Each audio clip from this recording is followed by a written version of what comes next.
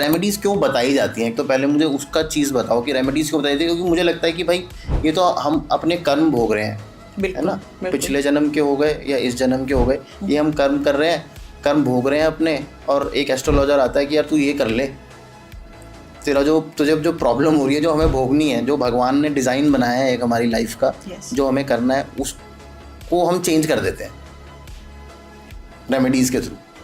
Here I would like to correct you, हम change नहीं करते.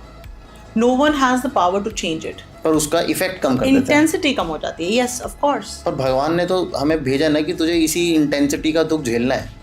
तो आप जो वो रेमेडीज कर रहे हैं, जो रेमेडीज कोई भी इंसान आपको देता है, कोई भी अकल्ट साइंटिस्ट आपको जो भी दे रहा है, तो वो इसलिए दे रहा है कि आप क्या, it is like a correction work. Okay.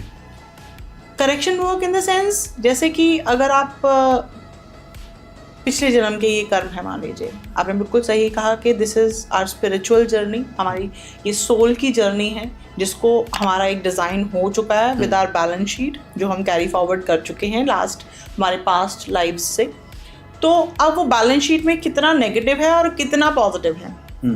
अभी पॉडकास्ट से पहले हमारे जस्ट एक छोटा सा हम लोगों का डिस्कशन हुआ था कि लाइक से सपोज मेरा हाथ जल गया अगर, तो मैंने आपको भेज दिया कि तरुण जी जरा प्लीज वो पतीला लेकर आएंगे, जानबूझ के किया.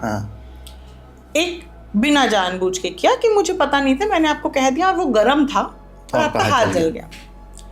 Now in the second case some help will come to you. Okay. Getting my point? In second case you will get the help कि आपको कोई एस्ट्रोलॉजर मिल गया, आपको कोई भी अकल्ट साइंस का कोई भी इंसान मिल गया, या अकल्ट साइंस का भी नहीं तो कोई भी आपको एक हेल्प मिल जाएगी. क्यों?